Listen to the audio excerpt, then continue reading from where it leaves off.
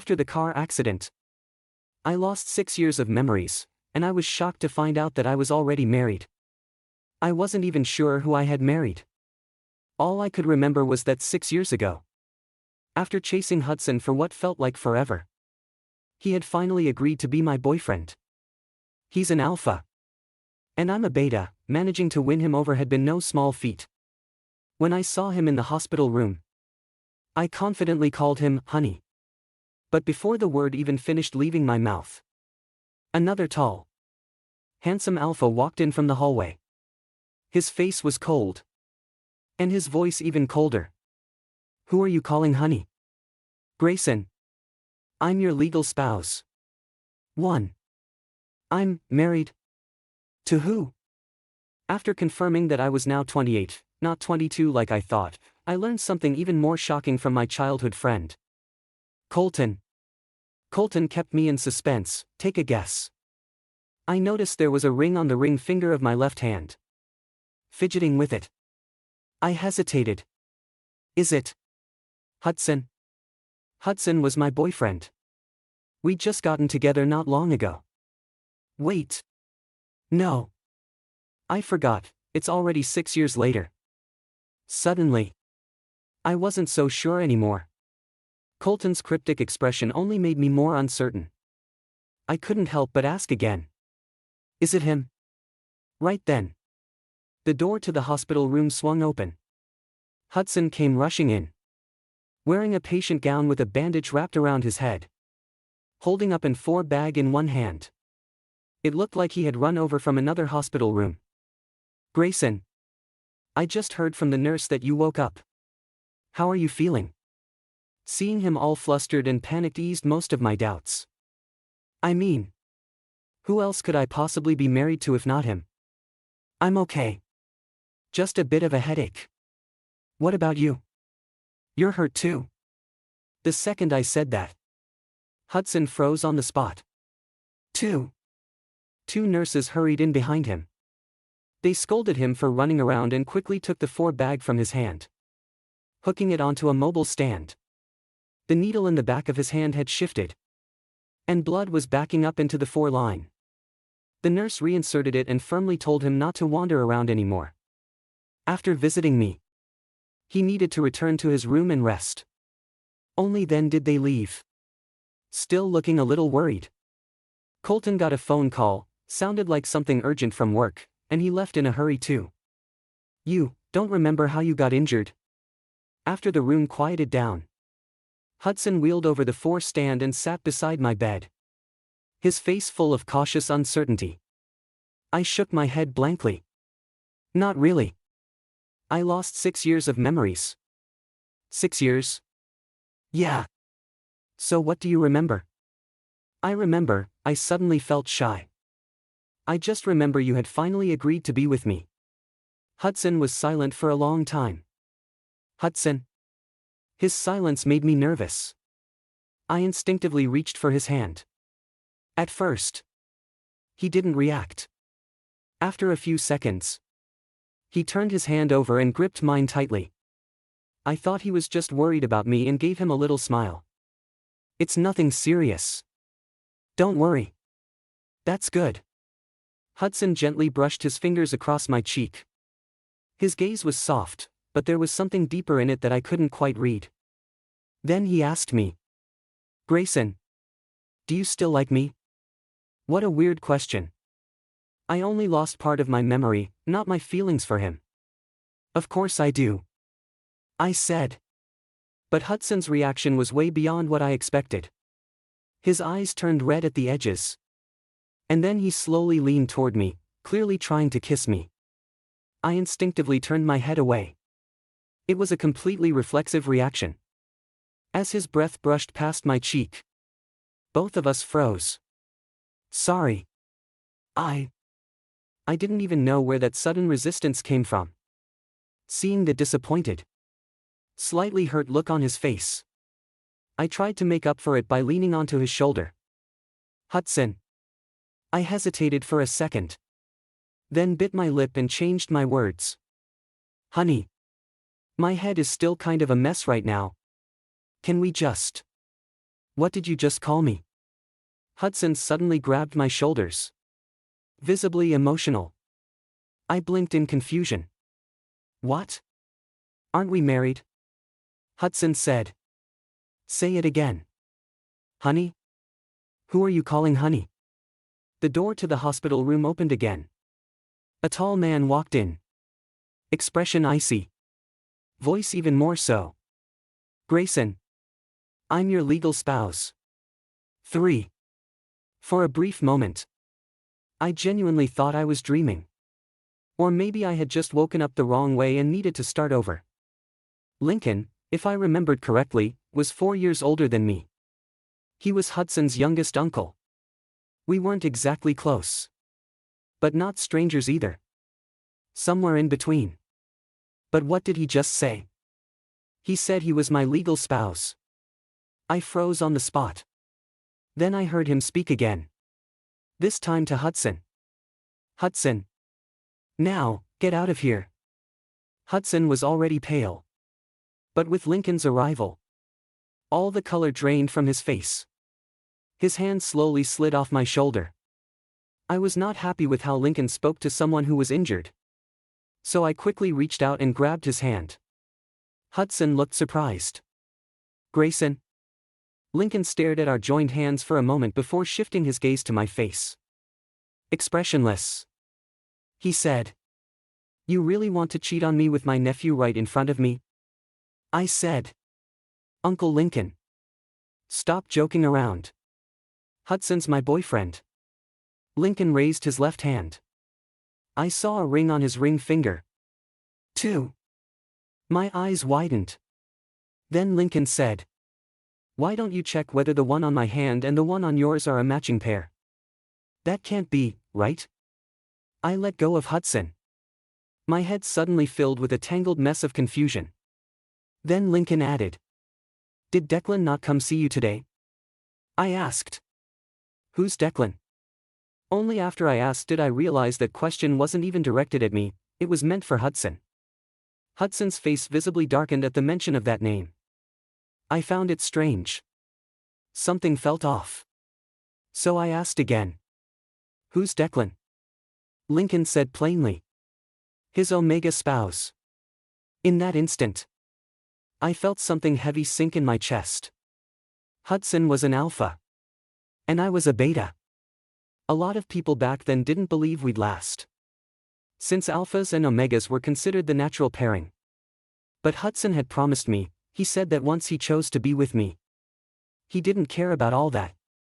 That he'd never be swayed by pheromones. I believed him completely.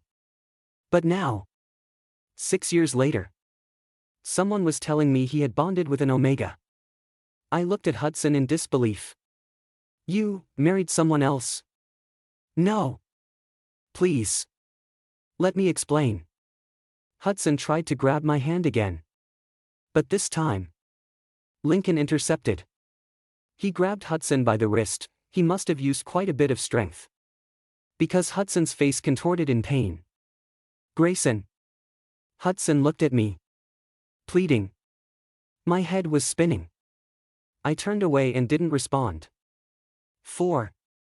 Even after Hudson left the room, I still hadn't recovered from the overwhelming flood of information. Lincoln had already taken off his suit jacket and was calmly peeling an orange by my bedside. Like none of the absurd things he'd just said had anything to do with him. Once he finished peeling, he broke off a segment and held it to my lips. I opened my mouth and ate it instinctively. It wasn't until after I swallowed that I realized, since when were we close enough for this kind of intimacy? When he offered me another piece, I awkwardly reached out for it myself. It's okay. I'll do it. But Lincoln, still expressionless, said, open your mouth. I pressed my lips together and refused. Then he said, what? You want me to feed you with my mouth instead? I could. I quickly bit the orange slice from his hand. I didn't know why. But I had a feeling he would actually go through with it. Even though he looked like a walking block of ice. He didn't say a word as he fed me. When I finished the entire orange, He immediately began peeling another. I'm full. No more, I said quickly. Lincoln glanced at me coolly. As your husband, I can't have one. It's joint property. I mumbled. Go ahead. It's yours. The whole room was filled with the sweet citrus scent of oranges. And somehow, in the middle of that, I felt completely on edge. I couldn't hold back anymore. So why exactly are we married? Aren't you an alpha too? Lincoln replied. Hudson's also an alpha. That's different. I worked so hard to win him over. Just mentioning Hudson reminded me of that Omega spouse of his. So this was what it came down to. Alphas were always drawn to Omegas, it was in their nature. I had been foolish to think I could go against that. That I could win Hudson's heart and keep it. How could I ever compete with biology? I laughed bitterly at myself. Then I glanced at Lincoln again. Strange. Really? If even Hudson, the alpha I had loved for so long, couldn't stay with me, then why did I end up with this man? This alpha? How could I possibly trust him enough to marry him? Uncle Lincoln, is this a political marriage? I asked hesitantly. Lincoln gave a cold chuckle. He didn't answer. And he didn't say another word. His assistant came in with a massive stack of documents. Without a single expression. He took them and sat off to the side, busying himself with work. The more I thought about it, the more it made sense. An arranged marriage between two families, completely normal. Totally reasonable. I remembered that a few years ago, many years ago, our family had a similar plan. Of course. The person meant to be married off wasn't me. But one of my cousins, he's an Omega. But he had someone he truly loved. And he'd rather run away than compromise. Later, when my dad found out I was chasing after Hudson, an alpha, I thought for sure he'd scold me. He'd never treated me very kindly, always distant. Always critical. Especially since I was just a beta. But all he said was, if you can win him over, that's your ability. Didn't matter if the person was an alpha, Omega, or even another beta, he wouldn't have cared. Now, here I was, married to Lincoln. I didn't know what kind of twists and turns led us here. But a marriage without love, based on mutual interest, that seemed like the most logical explanation. 5. No. It's not like that. After saying that, Colton thought for a moment. Of course. You can't say it's that simple. The fact that your marriage was arranged so quickly definitely means both families had the political alliance in mind. But the main reason was still that you lost to him in a card game. Colton couldn't remember who exactly organized that game. But he did recall it was over 3 years ago. A few months after Grayson and Hudson broke up. Colton and Grayson were close. But he wasn't fully clear on the breakup details. After all, Colton wasn't around to watch their relationship unfold. And once Grayson said it was over, he didn't push to find out more. All he knew was that after Grayson and Hudson split, Hudson was often seen with that Omega named Declan. At the time, Hudson denied any relationship between them. But after Grayson married Lincoln, Hudson also married Declan. As for Grayson and Lincoln's decision to marry, it was basically a game. It happened on New Year's Eve. Their group got together to celebrate at a friend's newly bought villa halfway up the mountain. Though Lincoln was technically from an older generation as an uncle, he was close in age to them. He was cold and aloof. Sure. But not so much that he cut people off. He was on friendly terms with everyone. Still, Lincoln didn't usually join in on social gatherings. That night was a rare exception, he joined their purely for fun card game. Someone suggested playing cards. And everyone jumped on it, opening several tables. They weren't just playing cards for the sake of it. And the money wasn't a big deal, no one needed it, so the chips on the table became all kinds of things. Lincoln and Grayson were betting an unconditional promise. The condition was that it had to be stated on the spot during the game, or else it wouldn't count. The bet was Grayson's idea because he said he wasn't sure what to bet against Uncle Lincoln. The word unconditional carried some serious weight among people from their kind of background, even with a time limit, meaning the winner couldn't overthink the bet. Colton and others listening still thought the stakes were huge. A crowd gathered around Grayson and Lincoln to watch the game. Everyone was curious about who'd win, but mostly, they were interested in the bet itself. Imagine if the winner just blurted out, "You have to hand over that project," or "You give me a company." That kind of scene was thrilling to imagine. In the end, Lincoln won. Grayson threw down his cards, smiled slightly, and said, "You tell me, Uncle Lincoln. What do you want me to do?" Colton thought if Grayson had won, it might have been more fun. He always had wild ideas. But Lincoln, with his personality, he probably wouldn't say anything outrageous. Most likely, it would just be a fancy dinner and that'd be it. Colton was a guy who enjoyed a good time, and his friend's fun was his fun. Once the fun was gone, so was his interest, and he left to find a drink outside. But when he came back with a glass of wine, the scene had already exploded. 6. How can you treat this kind of thing like a joke? Hudson looked upset. His face flushed with emotion. "I can't agree to this." Lincoln was as still as a mountain. Grayson just laughed. "May I ask from what position exactly are you opposing this?" Hudson blurted out. "Everyone knows we're together. Now you want me to marry my uncle? How's that going to look to everyone else?"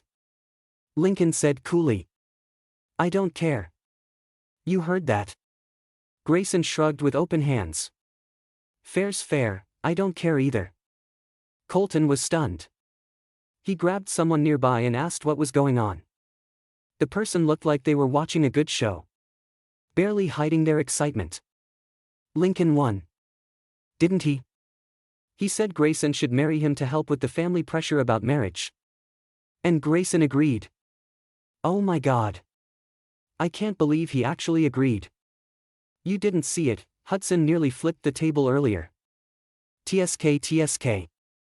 When have you ever seen Hudson like that?" Hudson's eyes were red with frustration.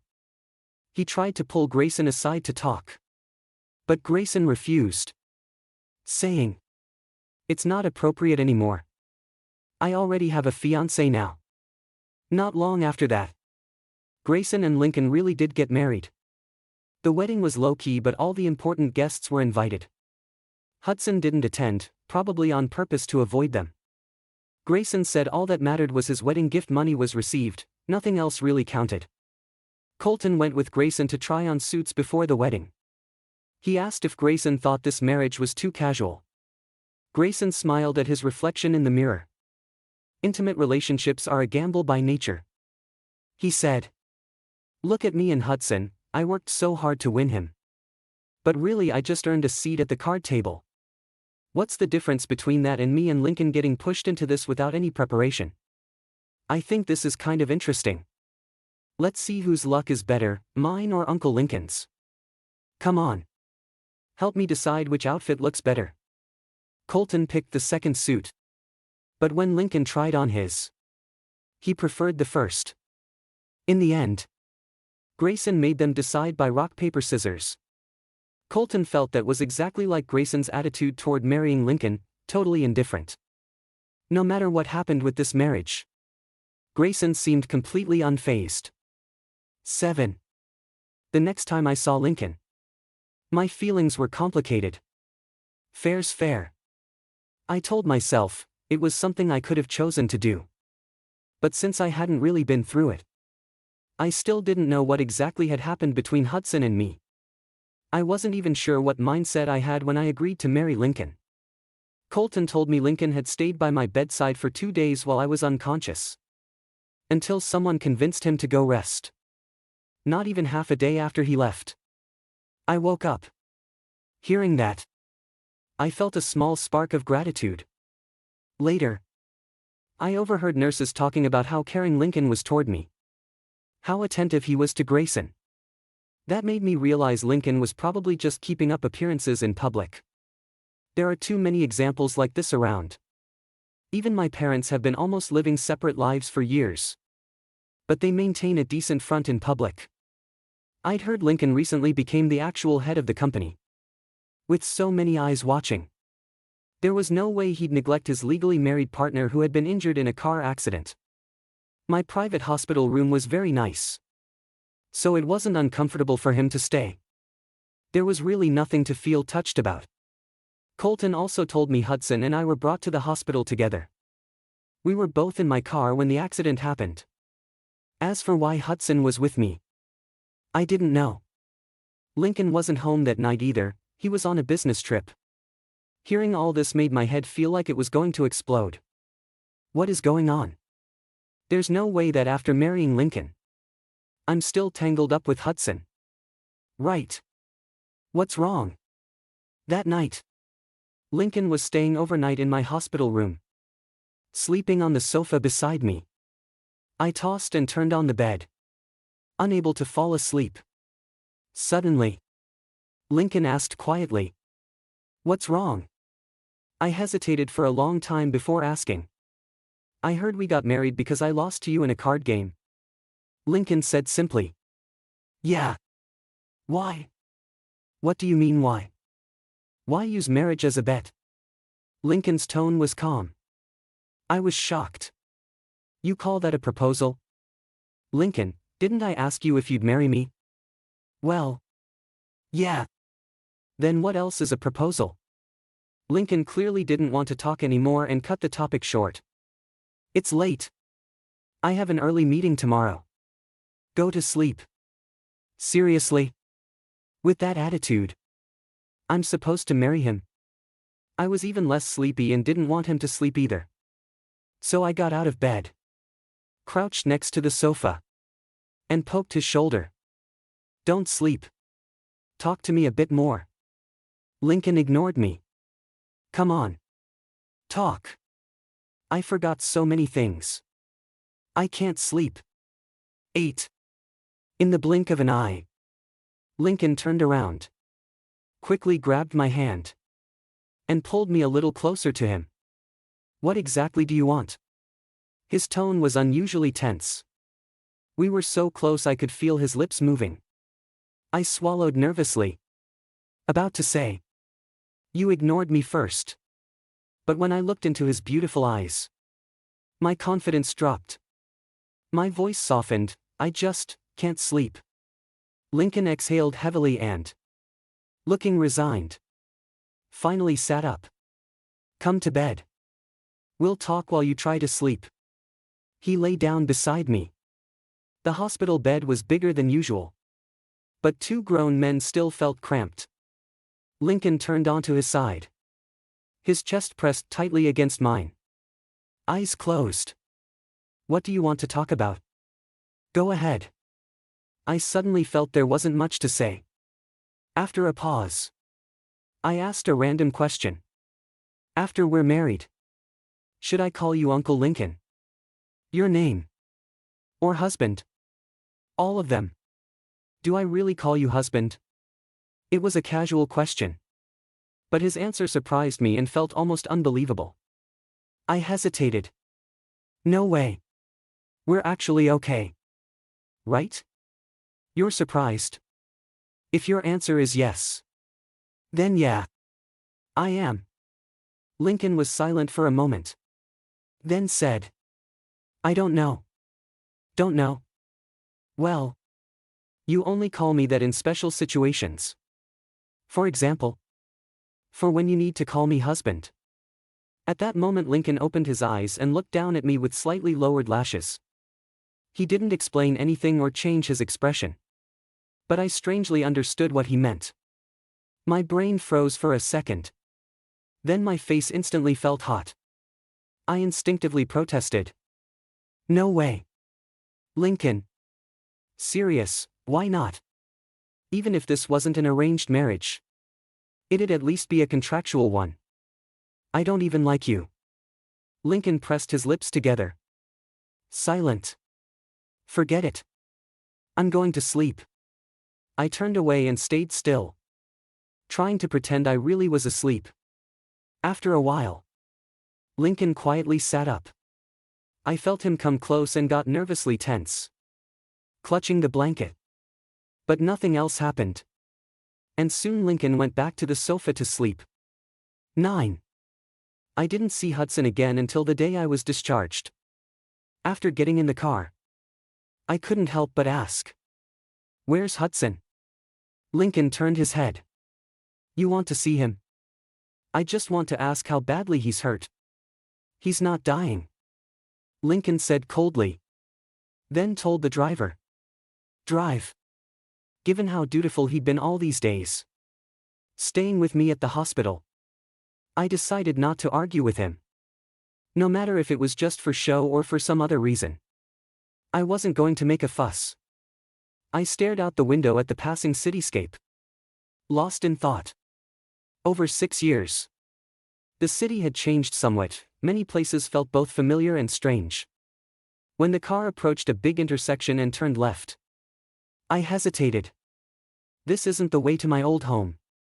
"Is it?" Lincoln asked. "Which home do you want to go to?" His question stunned me. Then I realized the home we were heading to wasn't the one I used to think of as home. Actually, when my mom came to the hospital before, she asked if I wanted to go home to rest for a while, where there was a housekeeper to take care of my meals. I refused. Honestly, I didn't like living with my parents. But when it really came to the word home, my instinct still pointed to that old Western-style house where I'd lived for more than 20 years. I didn't say anything else. The place Lincoln and I lived permanently was a spacious high-floor apartment downtown. The moment I stepped inside, I knew it was a home I'd like. I favored an extravagant artistic style and stopped to admire a whole wall covered in murals. I'd been to Lincoln's old place before. It was cold and empty. Just like him. I raised my eyebrows at him jokingly. "You actually let me turn the place where you lived into this. Looks like you do love me a little." Lincoln showed no expression. Honestly, it did bother my eyes a bit. I laughed out loud. When we got to a bedroom door, Lincoln pushed it open. "This is your room." I peeked inside and, unsurprised, said, "So we really do sleep in separate rooms?" Lincoln hummed. "Of course. But if you need me, you're always welcome to come bother me." I turned to look at him, seeing no emotion in his dark eyes. He often spoke in a way that made it hard to tell if he was joking or serious. Anyway, he always sounded like this, calm and flat. I seriously suspect he was lying before when he said I'd call him husband. Especially the part about only in special situations. He's teasing me. Right? He must think my brain is broken and just wants to mess with me. Looking at us now, each sleeping separately and keeping our own space at home, it really feels more like we're roommates just living together. 10. A few days passed with everyone getting along peacefully. One night, my roommate came home late. For some reason, I couldn't fall asleep. When I heard the door open, I sat up quickly in bed, but after a few seconds, I lay back down. It wasn't really my business what time he got home. Then there was a louder noise outside, like the door being slammed hard and then someone bumping into something. I couldn't hold back anymore and ran out. Lincoln's steps were unsteady. He'd clearly had some drinks at a social event. I hurried over and steadied him. "Lincoln, are you okay?" His voice was a bit slurred. "Why don't you call me husband?" "What?" Suddenly, Lincoln grabbed my arm hard and pushed me against the wall. I was trapped between the wall and his body, startled by how warm he was. A faint smell of alcohol and mixed pheromones floated from him. Alpha pheromones. Omega pheromones, mixed up strangely. Though betas are almost unaffected by pheromones, you could still smell them. Grayson.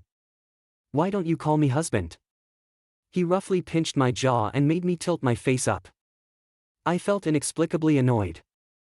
You do realize you're a married man, right? I do. Do you? Lincoln's thumb gently stroked my cheek. It tickled. I turned my face, trying to avoid it. But he pressed harder and leaned forward, leaving me no room to turn even slightly. Do you know? He asked again, his tone heavier. Then I actually felt a certain reaction coming from him. His breathing grew heavier and abnormal. I realized too late, this wasn't simple drunkenness. He was in a passive heat. I pushed him hard, but he caught both my hands and pinned them behind my back. My upper body arched forward involuntarily, almost as if I was presenting myself to him. Lincoln. I struggled angrily. Let me go. Don't you realize you're in heat? Lincoln ignored my words and flipped me over, still holding my hands, pressing down on me from behind. I said, call me husband. His lips brushed my ear. His burning warmth kept melting me. You can casually call Hudson husband. So why do you only give me that word when I make you comfortable? 11.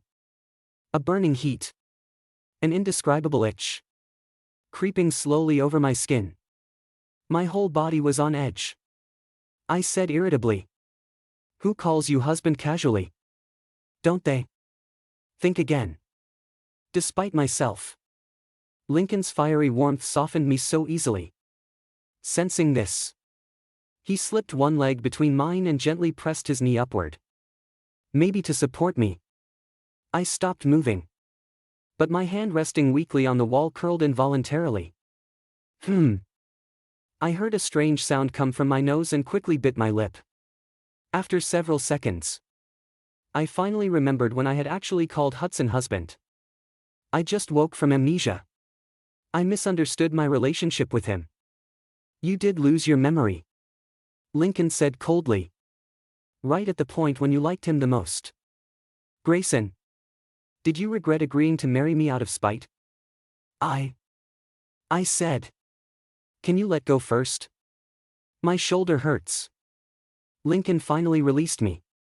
But he still wrapped one arm around my waist and rested his forehead on my shoulder.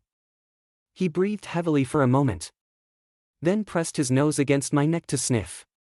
I snapped. I'm not an Omega. What are you smelling for? Then I couldn't help adding, should I find you an Omega? Lincoln froze, maybe realizing that being in heat over a beta like me was useless. He quickly stepped back and created some space between us. His phone rang. He glanced at it, swiped to answer, but didn't put it to his ear. He turned on speakerphone instead, holding the phone in one hand. With the other he tugged off his necktie, unbuttoned his shirt front, and staggered into the room. A voice came through the phone. Hey, Lincoln. Are you home yet? How are you feeling? Still okay? Sorry. I didn't expect my heat to come early and mess things up for you. Do you think Grayson suspects anything? If needed, I can explain to him. Lincoln stayed silent until the caller finished, then coldly said, no need. He tossed the phone onto the bed, walked over to the mini fridge, and started rummaging inside. The caller continued, actually, Lincoln, this marriage with Grayson was just a joke from the start. Now that he's lost his memory, do you really want to keep going with this? He's just a beta. He can't even. Lincoln slammed the fridge door shut. Are you sure you really didn't know your heat would come early? The other side fell silent after that. No, next time. 12. Lincoln hung up, quickly typed a message on his phone and sent it, then sat down breathlessly on the floor. The room was dark, only moonlight slanting through the window. His face showed no expression, eyes closed, leaning against the mattress behind him. But I could clearly see his chest rising and falling, the movement of his Adam's apple. His hair was damp on his forehead, and most of his shirt buttons were undone, the opening running from his throat to his abdomen, faintly revealing the muscles underneath. Quite sexy. Actually. I looked down at him. His eyelids didn't move. But with a hoarse voice, he muttered 2 words, "Get out." I asked, "Who was that on the phone?" Lincoln only said, "I'm out of suppressant. You need to leave." I'm asking who it was. What's going on between you two? Not important. Didn't I answer on speakerphone so you could hear? Suddenly, Lincoln grabbed my ankle. His hand was scorching. When he opened his eyes and looked at me, his gaze burned. In my condition, I tell you to leave. But you don't. Should I take that as permission for what happens next? I panicked and tried to pull my foot away. But his grip was tight. Balancing on one foot was hard. And I accidentally stepped on him. I wasn't trying to step hard, still controlled myself before placing my foot down. Lincoln let out a muffled grunt, sounding pained. Oh no. Did I hurt him? I quickly pulled my foot back and bent down to check on him. Instead, he pressed his sweaty palm to the back of my neck. Fingers tangled in my hair. And pulled hard forward. Caught off guard, I crashed heavily into his mouth. The air exploded with the scent of pheromones. Only now did I realize Lincoln had been holding back his pheromones before. But now, he was completely unleashed. I don't know if I opened my mouth invitingly or what. But by the time I reacted, our lips and tongues were already deeply entangled. 13. Although alpha pheromones can't suppress me, Lincoln's overwhelming presence felt like he wanted to devour me whole, something impossible to resist. Strangely, even during such an intense kiss, I didn't reject him.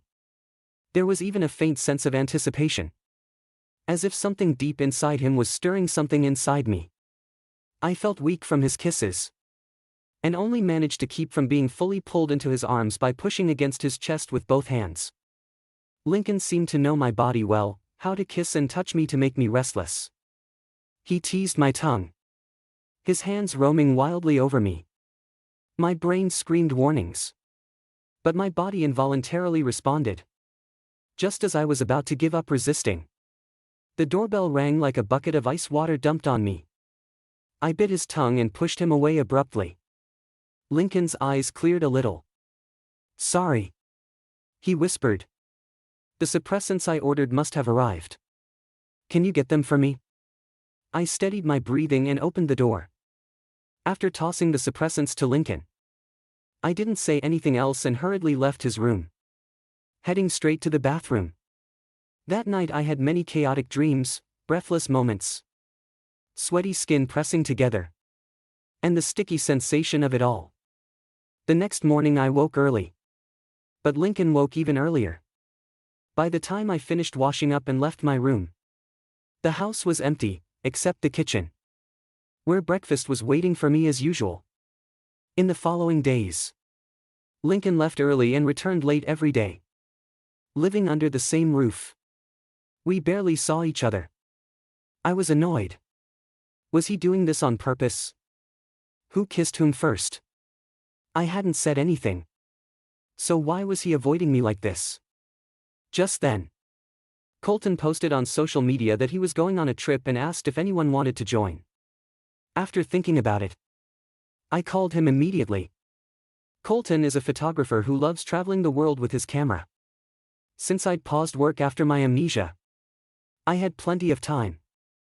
After hanging up, I quickly packed some bags and flew with him the next day. I left a note for Lincoln at home, visible or not. It didn't matter to me. Colton was heading to a tropical beach country. When we landed, I saw from afar someone waiting at the airport, seemed to be Hudson. 14. I suddenly turned to glare at Colton, who raised his hands in innocence. Hey! I'm not the one causing trouble here. After some thought, he sighed. Maybe my brother worried and asked Hudson to keep an eye on me. Colton has a brother who's extremely protective. Back in college, when Colton lived on campus, his brother fussed over his every meal and outfit. I never expected that 6 years later, Colton almost 30, his brother would still be like this. Grayson? Hudson looked surprised to see me. But his eyes soon brightened. And he asked, "Did you come looking for me on purpose?" I laughed awkwardly. "I'm just here with Colton for his photography trip." I hadn't known Hudson was here until Colton told me later. Since Hudson recovered from the car accident, Lincoln had assigned him here to manage a long-term project. Lincoln is Hudson's uncle and the group's leader. So Hudson had no choice but to follow orders. No wonder I hadn't heard any news about Hudson for so long. This project must be difficult, he's probably constantly stressed. Believe it or not, there's a bit of personal grudges mixed in. Colton whispered in my ear. Definitely because you lost your memory. Your family doesn't want old flames wandering in front of you. I just smiled. Colton's family, especially his brother, always protected him well, probably the most innocent friend I have. Lincoln and Hudson might have some private grudges. Sure. But their family relations are complicated, grudges between branches are normal. It's not that simple. I tilted my head slightly and looked at Hudson. Honestly, I don't even remember how I fell for him. Maybe I truly forgot. Or maybe 6 years have worn away what once was. Even if those years disappeared from my memory. Hudson is a gentle person. But his gentleness came with indecision. I was sure he liked me. But he rejected me many times when I pursued him. He said we couldn't be together because his parents wouldn't allow him to marry a male beta. So when he finally agreed, I felt a genuine sense of victory. I won over Hudson. His reason. And his rules. But 6 years later, waking up in an unfamiliar hospital room, I realized I'd given up that hard-won victory. Hudson seemed to notice my gaze and turned to smile at me.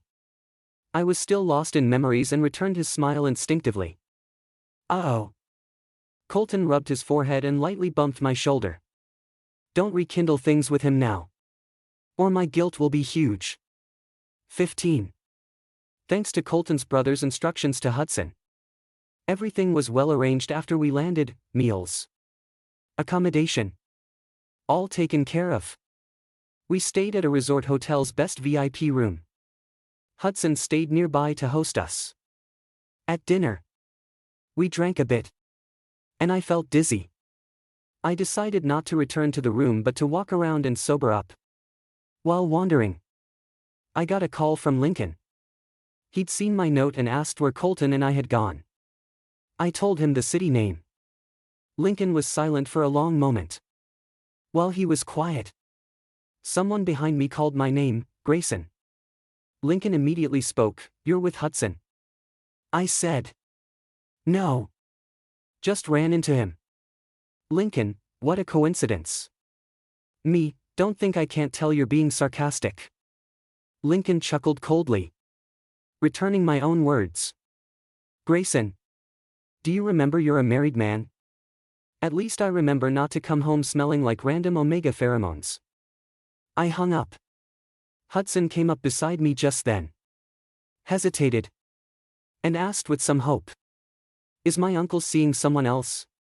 No way. I smiled. I was joking with him. Grayson. Actually, I'm just walking around here. Don't want to hold you up. See you. Seeing Hudson's face full of things unsaid, I waved goodbye at the next corner. Afraid he might say something I wouldn't know how to answer. I didn't expect that within 2 days of the trip, I'd be knocked down by the local climate. Sore throat. Fever. Whole body aching. That morning I struggled to reach for my phone and texted Colton to go on without me. Then fell into a deep sleep. I woke twice. The first time, Hudson woke me. Gave me a thermometer. Then fed me fever medicine. The second time. I woke to muffled voices. At first I didn't recognize them. But they were deliberately quiet. As I became clearer, I realized one was Lincoln. The other was naturally Hudson. I didn't move. Hudson said, "Uncle, when you proposed marriage, wasn't it because you didn't want your marriage controlled? So you took the initiative, thinking a beta wouldn't be as troublesome as an omega?" 16. So? Lincoln's voice was emotionless. So no one at home is in control now? Can you set him free? I'm not you. No one has ever controlled me. Hudson hesitated. Then said, "Forcefully twisted melons aren't sweet. Am I forcing anything?" Lincoln cut Hudson off coldly. "You're the one tangled up with Declan. What right do you have to tell me to let him go?" Hudson said, "I'll divorce him soon." Lincoln sneered. "Whether you can actually divorce him is another question." Hudson was silent for a while. Then rasped, "Anyway, I will divorce him." Lincoln's tone grew colder. "Hudson, I've stopped blaming you for the accident you caused. But don't be delusional and keep pushing my limits. But Grayson and I are meant to be. That meant to be nonsense doesn't mean anything. Hudson, you're not a kid anymore. Stop talking like that." Not long after, Lincoln asked Hudson to leave the room.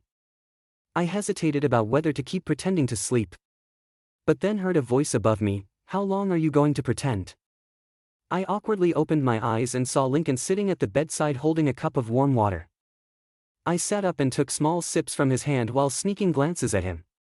After a few sips, I couldn't help but say, "You're finally not avoiding me." Lincoln replied without expression. "Why would I avoid you?" I snorted. "I'm asking you. Who else would I be asking?" Lincoln just swirled the water in his cup. "Still drinking or not?" I glared. "Don't change the subject." Slowly, Lincoln showed a slightly helpless expression and softened his voice. "I was afraid you didn't want to see me. We're married, aren't we? A kiss isn't that big a deal. But you looked scared." "Really?" I stammered for some reason. "I've just never been kissed like that before." "Is that so?" Is it?" I wasn't sure. "No. I was sure. After 6 years. Of course it wasn't." I looked at Lincoln. And a few scattered, hard to describe memories flashed through my mind. I hesitated and asked, "Do you have a birthmark on your left chest?" Lincoln calmly looked at me. "You can check for yourself." "How?" "How do you want to check?" Tentatively, I reached out and touched his shirt. He lowered his eyelids to look but said nothing and didn't stop me. I took a deep breath and pulled his shirt open. My eyes flickered. Then I calmly buttoned it back up. One button at a time. There really was one.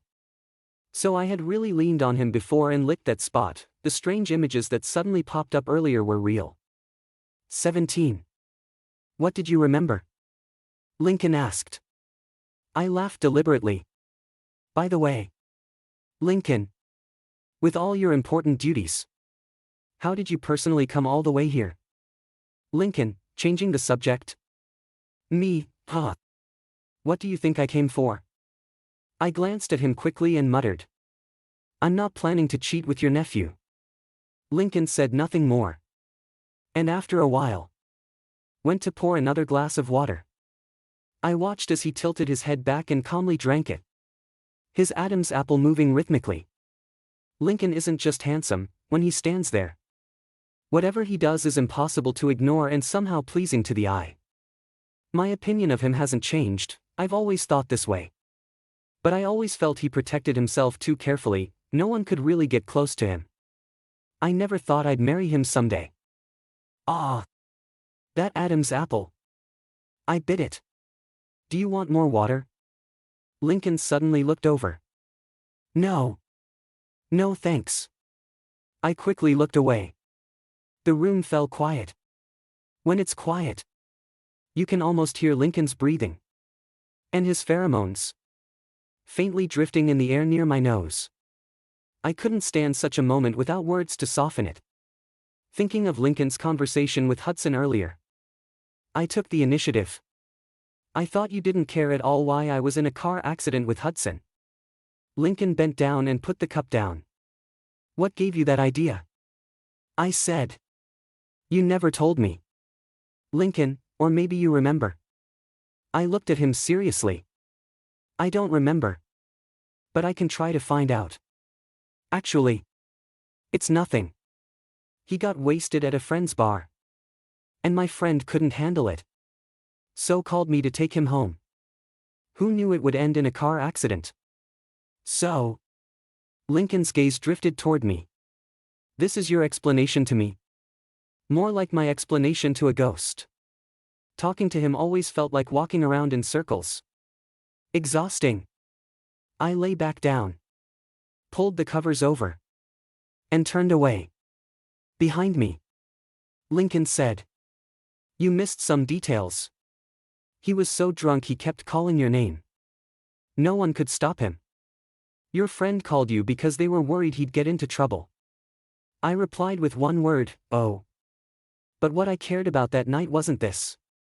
Ha! He doesn't care but investigated everything so clearly. I perked up my ears to listen. But Lincoln went silent. I heard rustling behind me and couldn't help but turn slightly. He was taking off his clothes, jacket, tie, watch, and finally slipping off his shirt, revealing broad back muscles and a slim waist. I swallowed hard. What are you doing? Showering. Sleeping. No. You didn't finish what you were saying. What do you care about? I said. Do you remember? I glared at him. My look piercing. But he just calmly walked into the bathroom. I pulled back the covers and followed, holding onto the doorframe. You can't tell me what I don't remember. After all these years of marriage. It can't be that we live completely separate lives with nothing to talk about. Silence. Damn silence. I thought he would stay silent. But suddenly he said. I don't know what things are worth telling you.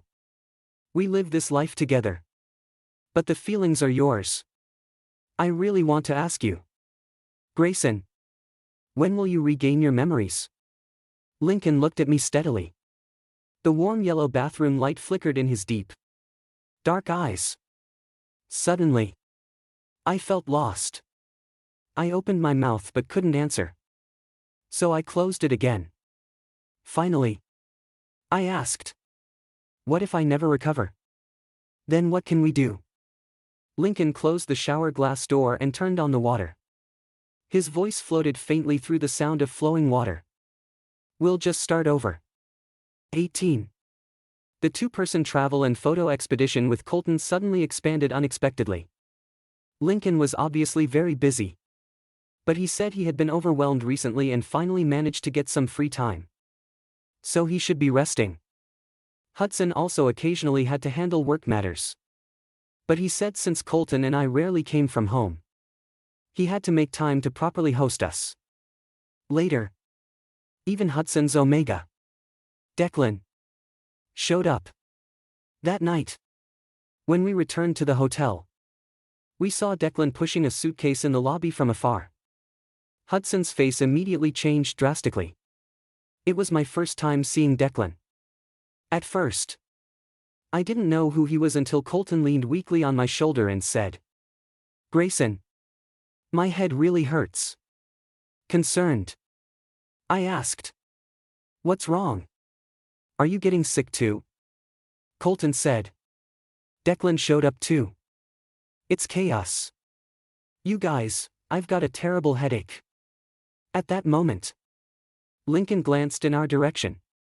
And Colton immediately straightened up with sharp awareness. Husband. Declan walked over and hooked his arm around Hudson's. He was handsome. With slightly curly hair. 2 small dimples on his lips. And a sweet aura when he smiled. His pheromones were sweet too. Honestly, if I hadn't known that he was the main reason Hudson and I broke up back then, I might have actually liked him.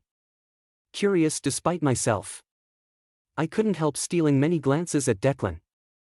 Back in the room, Lincoln suddenly said to me, "Seeing your rival makes you especially jealous?" "What rival?" Only then did I realize he meant Declan. I rolled my eyes and said, "If I actually saw him as a rival, wouldn't your head be covered in green?" Lincoln snorted coldly. For the next 3 days, Hudson and Declan didn't leave their rooms at all. Everyone knew what was going on between them but didn't bother them. I found it strange since Hudson had said he was divorcing Declan. Yet they seemed so close. On the 4th day, Hudson was rushed to the hospital. When Declan carried him out, Hudson looked like he had been pulled from the water, his face pale, the glands on the back of his neck slashed to bloody shreds, and his clothes stained with glaring red blood. Declan's face wasn't anxious or worried but dark and grim. Colton and I were both shocked. Lincoln showed no expression, whether that meant he didn't care or wasn't surprised.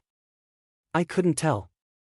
As Declan passed by me, he gave me a sinister look. Lincoln stepped forward slightly, blocking half my view, and said to Declan, "What's between you two no longer concerns him." Declan stared at me, then at Lincoln, but ended up smiling. "So what if it concerns him? Do I care? Uncle. You know I'll haunt Hudson even as a ghost." 19. Hudson's gland damage was severe. He stayed in the operating room for a long time without coming out. Declan was covered in blood, his hands bloody too, sitting expressionless on a bench in the hospital hallway, staring at the red light above the oar. I still didn't understand what was going on between Hudson and Declan. Lincoln took a phone call and walked away. So I quietly asked Colton, "Are Hudson and Declan really bad with each other?" Colton looked confused. "Doesn't seem like it. I don't socialize much with them privately, but from what I saw outside, they seemed fine. And their wedding was very grand, much fancier than yours and Lincoln's." Seeing me stay silent, he leaned in and whispered, "Did something come back to you?" I shook my head and asked, "Back then, I broke up with Hudson because of Declan. Right? Honestly, I hadn't really thought about it much these days. It should have been important to me. But I was living my own life. Living with Lincoln. And I had completely pushed it out of my mind. Now that I'm asked, I even feel like a bystander." Colton said, "Even though you don't say it. And Hudson won't admit it. Everyone more or less suspects that." I nodded. "Sure. Once a breakup happens, no need to chew over exes anymore. If I didn't say anything, maybe it was to leave space for everyone." "Grayson." After hesitating, Colton said, "You were pretty hurt back then." I smiled at him. "Of course you're hurt after a breakup. But that's all in the past." At that moment, the operating room light went off. The lead surgeon said Hudson's gland was already damaged a second time and couldn't be repaired. That means the alpha status meant nothing practical anymore to Hudson. Declan sat on the bench, head down, suddenly letting out a sharp laugh. His laughter grew louder and louder. When he finally looked up, his eyes were full of tears. "Are you really going to fight me to the death, Hudson?" he muttered. Then took something out of his pocket. No one reacted until a cold glint flashed in his hand, a pen's tip plunged deep into his gland. 20. After Hudson was taken into surgery, Declan was also rushed into the operating room and underwent emergency treatment. The glands are vital for both alphas and omegas. What Declan said was true, they were really fighting to the death. And Declan was pregnant. The child was undoubtedly Hudson's. Though I wasn't sure if Hudson knew. Lincoln and I stood quietly outside the hospital room, looking through the clear glass on the door for a long time without speaking. Do you know the pheromone compatibility rate between Declan and Hudson? Suddenly, Lincoln asked this question. I turned to him. Puzzled. Lincoln said. It's 100%. Not approximately. But a true 100%. I was surprised. From what I knew, a pheromone compatibility of 100% was incredibly rare, probably a 1 in a billion chance. Many so-called perfect matches, or fated mates, with a 100% rating were actually rounded up figures just to sound more romantic. Nowadays, many alphas and omegas don't even test compatibility when choosing partners, they rely more on feelings in their relationship. But some families, especially those with wealth or power, cared deeply about these rates. They believed a high compatibility would produce stronger offspring and were superstitious about it. That was also why Hudson had rejected me many times before. I wasn't even an omega, let alone a high match. The family raised every alpha under strict standards and were extremely cautious about their mates. Thinking about it, Lincoln marrying me, a beta, was quite unbelievable. Lincoln continued. But Declan's 100% compatibility wasn't natural. He went through many gland modifications to achieve it. What? I was shocked. Gland modification is so dangerous, wasn't it banned a long time ago? It was. Lincoln said calmly. But where there's demand, there's a market. And where there's a market, someone will take the risk. I was silent. After a while, I asked. So, back then, Hudson couldn't resist the temptation of an omega with a 100% match and got involved with Declan. And then I broke up with him. Lincoln looked at me and asked. Do you think Hudson is that kind of person? Honestly, I didn't think so. But that was how things happened.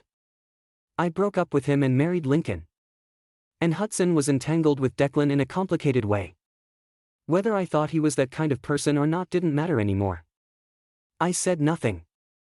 Lincoln said. Hudson's mother had an improper relationship with their family bodyguard, who was a beta without pheromone concerns. So their secret was never exposed. But by chance, Declan found out. He then approached Hudson's mother and used this as leverage to make a deal with her. It became clear. I realized. They conspired against Hudson. Lincoln nodded softly. Hudson's mother tricked him into a room. And Declan put himself into heat. The room was flooded with omega pheromones perfectly matching him. You're right. Hudson really couldn't resist. They were locked together for 7 whole days. The doctor said this was Hudson's second gland injury. The first probably happened shortly before your accident. That's when he found out Declan's so-called 100% compatibility was actually a deliberate scheme. He had thought Declan was a victim like him, sacrificed by his parents to break you two up. He never expected Declan was actually behind it all. But that time, the injury wasn't too severe because they stopped it in time. I was overwhelmed with so much information. After digesting for a long time, I blurted something unrelated. Why? Are you suddenly telling me all this? Lincoln said. You have the right to know. Besides, some of this Hudson told you before the accident. I forced a smile. Lincoln, how do you know so much about everything? Lincoln stared ahead, his gaze calm as it fell on Hudson inside the room. 21. Lincoln being a bastard son was no secret. When he was first brought home, almost everyone looked down on him, saying his mother was a scheming woman who'd use any means to climb the social ladder. Lincoln's birth mother was a nurse. She met the old man because he suddenly got ill and had surgery, not a major one, but not minor either. At that time, the old man was already quite old. And Lincoln's mother was just in her 20s, young and beautiful. Naturally, no one believed she cared for the old man sincerely. But does sincerity really matter? She did take great care of him. Eventually, she struggled to have Lincoln but unfortunately died young. In her 40s. From illness. Lincoln was only officially taken back home after his birth mother passed. By then, Lincoln was about 20 years old and moved in circles where no one took him seriously. I'm not one to have a sense of justice, but I always felt Lincoln hadn't done anything wrong and didn't deserve such harsh treatment. Whenever I saw him, I made a point to call him Uncle Lincoln out of respect. Some close friends of mine didn't understand why I insisted on giving him face. I told them, even if he's a bastard son, who knows if he might rise up someday. Better watch out, if he gains power, he might settle scores with those who treated him badly. They thought it made sense and gradually followed my lead. I never expected my words to become an accurate prediction. Lincoln was outstanding and quickly gained the old man's favor. Everyone in that circle knew the old man genuinely cared about this bastard son. So more and more people started treating him like the heir. Eventually, almost no one remembered his bastard status. Now, he was simply Lincoln, the sole heir to the corporation. Hearing him say that name calmly in front of me caught me off guard. But I looked at Lincoln. Looking at his sharp profile, I understood what he meant. Hudson had weaknesses, his was a soft heart. Hudson's mother had weaknesses, hers was desire. Up and down the family, many people had their own flaws. Some more serious, some less. Lincoln held all those weaknesses quietly in his hand, waiting to strike lethally when needed. Of course, most weaknesses didn't affect his interests, so he just watched from afar. Like Hudson's mother, his sister-in-law, and the bodyguard secretly having an affair. Even though he knew, he wouldn't bother warning his brother. I whispered, "Lincoln, do you have any weaknesses?" I looked into his eyes and repeated, "Everyone has weaknesses. Don't you have any?" Lincoln smiled rarely. "If it's a weakness, how could I tell you?" I laughed at myself for being silly. Fair enough. But the next second, his tone softened unusually. "Having your weakness used against you is a sign of incompetence. Grayson, I have the ability not to let anyone hold power over my weaknesses. I can achieve any goal I want. Does that include marrying me?" "A beta?" Lincoln looked at me. I asked, "Marrying me, is it just a means to your goals? Or is it the goal itself?" "Uncle Lincoln," I said, "didn't we marry without any exchange of benefits?" Lincoln's expression suddenly froze. 22. I gently pushed open the door to the hospital room. Hudson had been quietly staring out the window but turned toward me mechanically when he heard the noise at the door. I sat down beside his bed, and he sat up a bit excitedly, reaching out to grab my hand.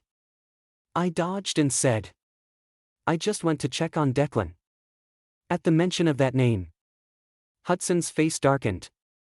He was usually a gentle person, honestly. I couldn't think of anyone else besides Declan who would make him show such an expression. "What did he say to you?" His tone was bad. And before I could answer, he hurriedly added, "No matter what he told you, don't pay attention. Don't listen. Don't believe him. That guy is way too scheming." I smiled a little. "Nothing much. I just went to see how his injury was healing." "What could he possibly do?" Hudson said, pursing his lips, his tone stiff.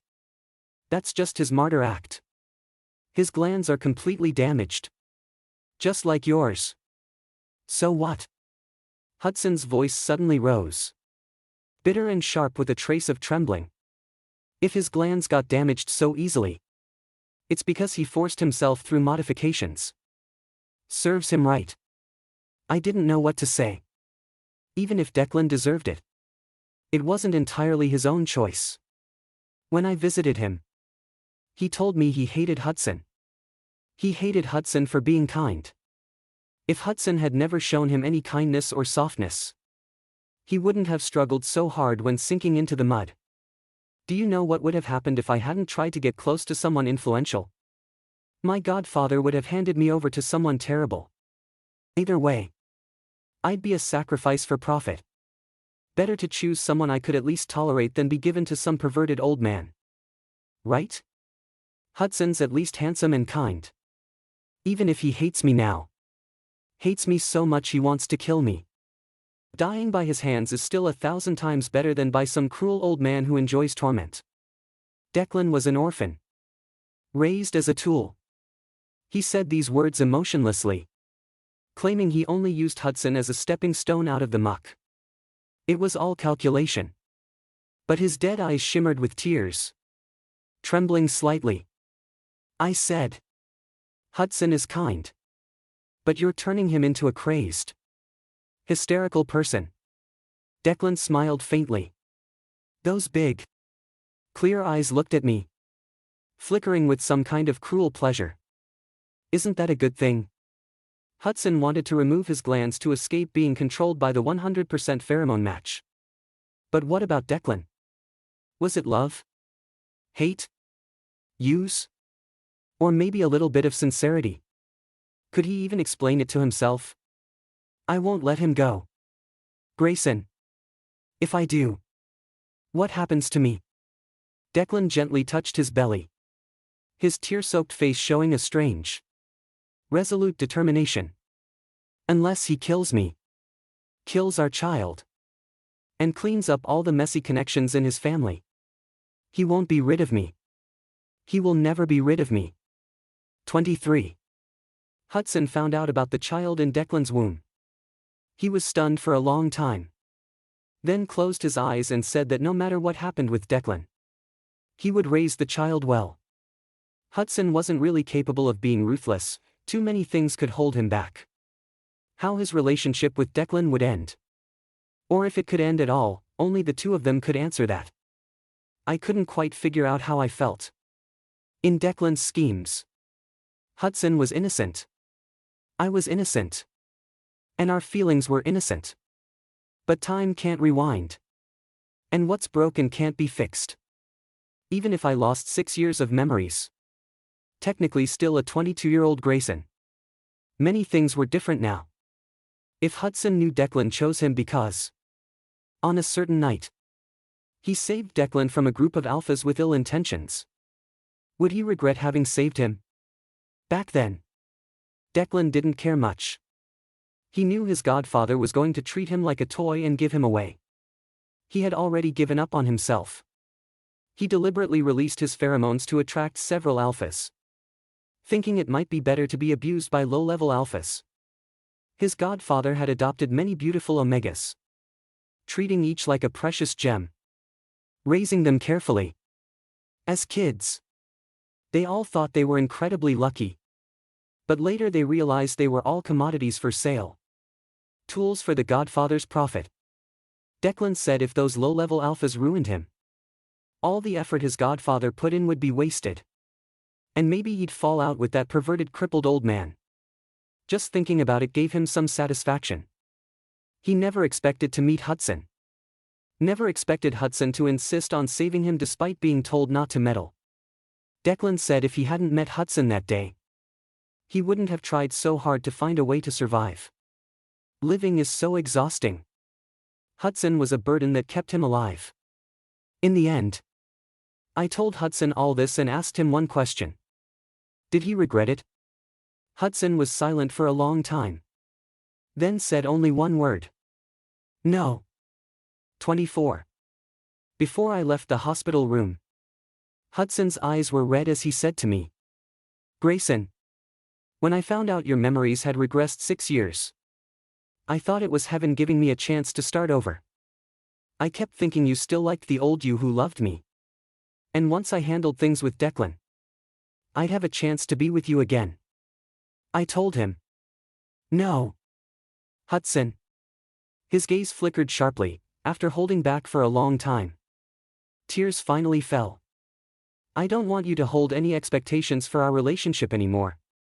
So I'll be honest. After waking from amnesia, aside from initially misunderstanding us because of memory inertia, for a long time, I didn't think of you. It's strange, isn't it? Memories told me I liked you. But in reality, you weren't part of my life. And it didn't seem to matter. So what's past is past, everything that happened has left its mark. Hudson. You're not at fault. You don't need to feel sorry for me. It's a pity we can't be together. But it's really not worth clinging to anymore. Hudson grabbed the bedsheet tightly. His hand trembling. Veins bulging on the back of his hand. He choked on his words. Bitterly unwilling. What about my Uncle Lincoln? You've forgotten you married him. Will you still keep this marriage going? Grayson. My uncle is an alpha. And people like him don't have feelings. But I think it's not bad. Hudson was stunned. I looked at him honestly. Looking at the man I once liked deeply. Hudson. I think I'll just live my life with him. That day, I asked Lincoln if there was any exchange of benefits in our marriage. He paused a long while. Then told me. Grayson. Whether you believe it or not, marrying you is the least transactional thing I've done since becoming an adult. There was no real evidence or reason. But I couldn't help wanting to believe him. If my belief was wrong, there was nothing I could do. After all, I was just a 22-year-old Grayson living his second round of life. At 22, I was easily fooled but not afraid to make mistakes. 25. The trip ended quickly. On the way back, Colton was in a bad mood. Bluntly saying he had terrible travel luck this year and that next time, he definitely wouldn't bring along any married men. Despite that, he didn't forget his gossip and pulled me aside to ask if Lincoln and I had reconciled. I was confused. Reconciled about what? We never even argued. Colton said. No. I mean, you had amnesia. Right? Before. You didn't think he was your husband. So what about now? Now? I glanced at Lincoln. Since we got off the plane, he hadn't stopped taking calls. Not even sparing me a glance. I scoffed. Still don't think so. Lincoln heard me. He hung up and turned to ask. Don't think what? Colton said. He said he still doesn't think you're his husband. Is it necessary to be that honest? Lincoln's expression darkened slightly. His gaze swept to me as he said. I have some things to handle at the company. You go home and rest first. I pursed my lips. When I got home, I wanted to soak in the tub to relax. But the bathroom drain was clogged. Too lazy to deal with it. I texted Lincoln asking if I could use his bathroom. After a while, he replied with 2 words, whatever. I soaked in the water and dozed off without realizing it. When I woke, I saw a figure sitting by the tub. Blurry at first. Lincoln wore only a shirt. His tie loosely undone. 2 buttons unbuttoned. Sleeves casually rolled to his forearms. He was watching me intently. And I had no idea how long he'd been there. I sat up slightly. Smiling. Just openly watching someone bathe? No privacy at all. Lincoln said. You're using my bathroom without locking the door and still want privacy? Nope. I stretched my arms out of the water toward him. Help me out. Husband. Lincoln's eyebrows lifted slightly. Calling me? Is there someone else here? Lincoln snorted coldly, probably still annoyed that I said I didn't think he was my husband, but he stood and bent over me. He tried to lift me horizontally out of the tub. But I suddenly grabbed his collar tightly. He wasn't prepared for it. Stumbled onto me. But caught himself against the tub before falling in.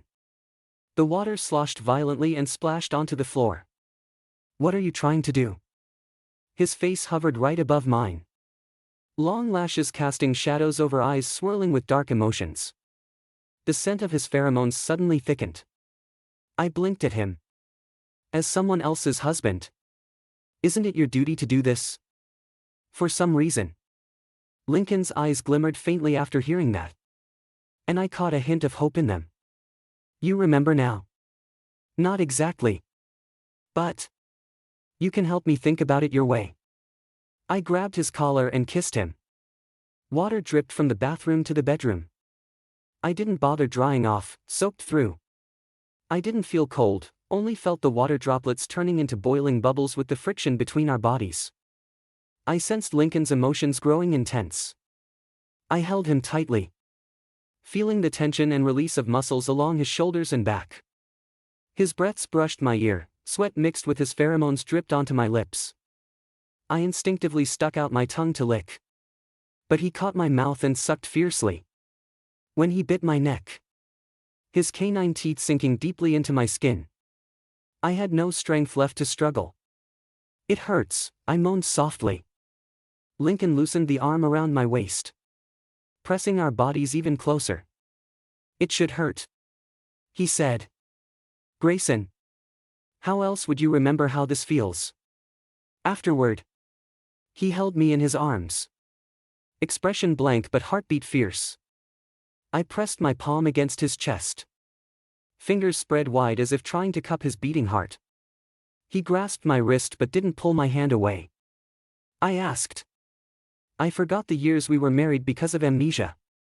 Were you angry at me? Lincoln's voice was low, chest slightly trembling. No. That stubborn duck really can't admit it, I said.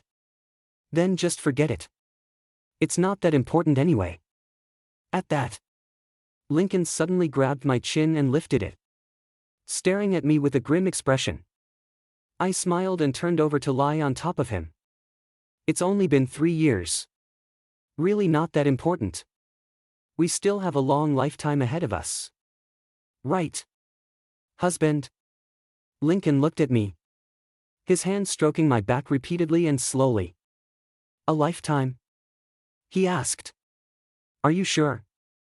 But before I could answer, he got up and roughly threw me onto the bed. Once you say something, you can't take it back. Grayson, don't regret this. He covered me with his body once again. 26. Taking medicine and undergoing rehabilitation on time, my memory slowly began showing signs of recovery.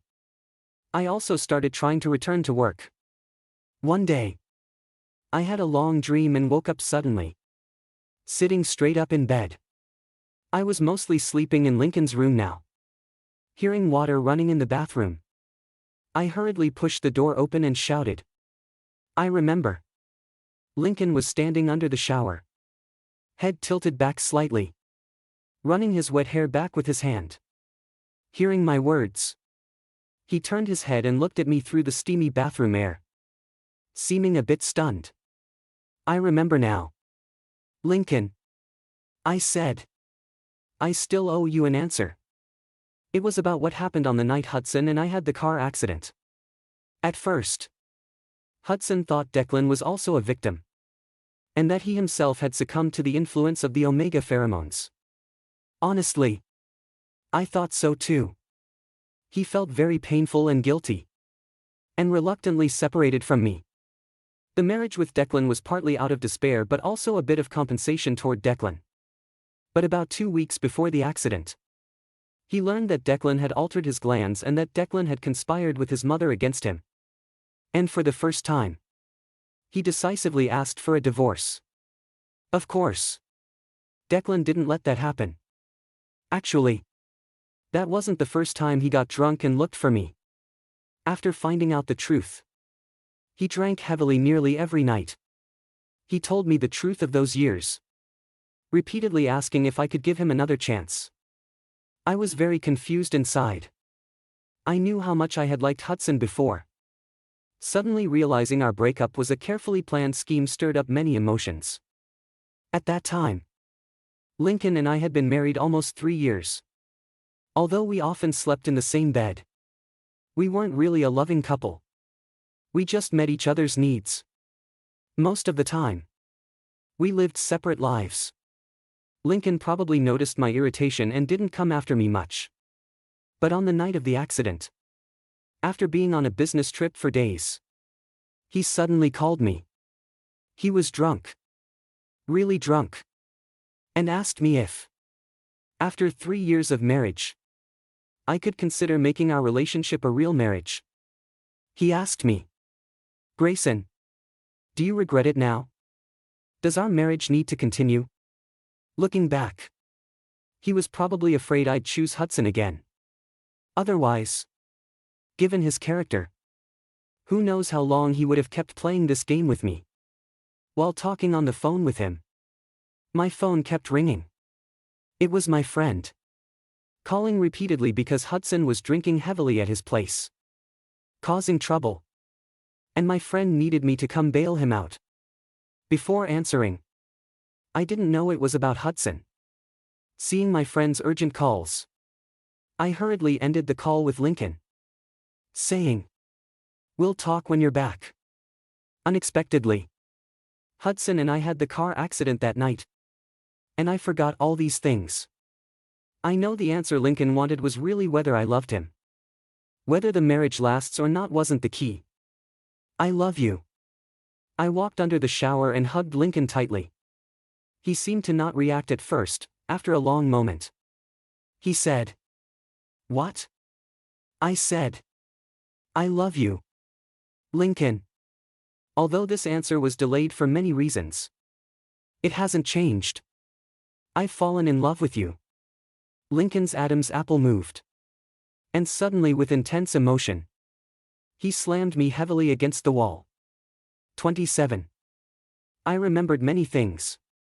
For example, the first time with Lincoln was also my initiative. He had been married to me for nearly a year but never showed any intention of being physical, despite many moments when something could have happened. As an alpha with a hunting instinct, he held himself back completely.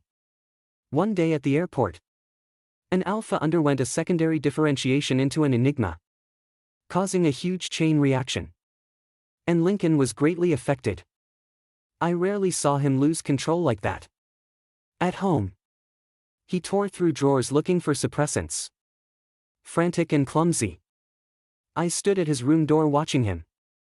His face was flushed, breathing heavily, clothes disheveled.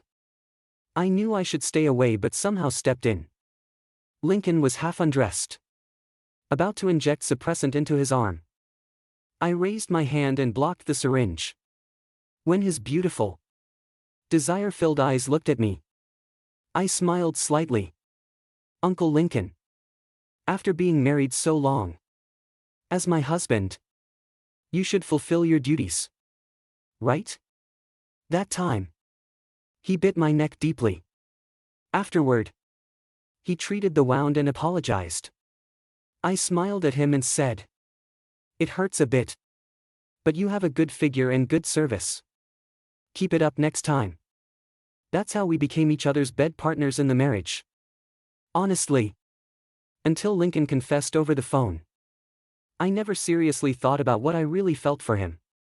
Before marriage, I told Colton, "Let's see who has better luck, me or Uncle Lincoln." Back then, I thought, having been betrayed by Hudson, I had become carefree and could treat this marriage, which wasn't part of my life plan, with a joking attitude. Win or lose, it was just a game. All acceptable, the important thing was I was playing. But unconsciously, I started to avoid thinking about anything related to Lincoln. I couldn't think. Didn't dare to think, afraid that whoever thought things through first would be the loser. Luckily, love seems like intuition. It's inertia failing. Experience failing. Even if your memories tell you you love someone else, you instinctively turn your gaze another way. My back pressed against cold tiles. Yet Lincoln's passion made me feel hot all over. Water rolled down from above, wetting his skin and eyelashes. His eyes were slightly red from the water. "Grayson." He called my name with feeling. Arms wrapped tightly around my waist, holding me so hard I nearly lifted off the ground. Lincoln's upbringing was complicated, his world lacked direct expressions and love. Even when drunk and confessing, he only half shared his feelings, simply asking if our marriage needed to continue. Fortunately, The wild and reckless 22-year-old me met the cautious 28-year-old Lincoln again. That reckless 22-year-old reminded cautious 28-year-old me of the courage to not fear winning or losing. Expressing feelings isn't losing. Asking isn't losing. Lincoln. I pressed his head down slightly. Forehead against mine. With an undeniable tone. Say you love me. Lincoln kissed me. It seemed some feeling finally refused to be controlled. His kisses kept falling on my lips again and again. Grayson. I love you. See? It's actually that simple.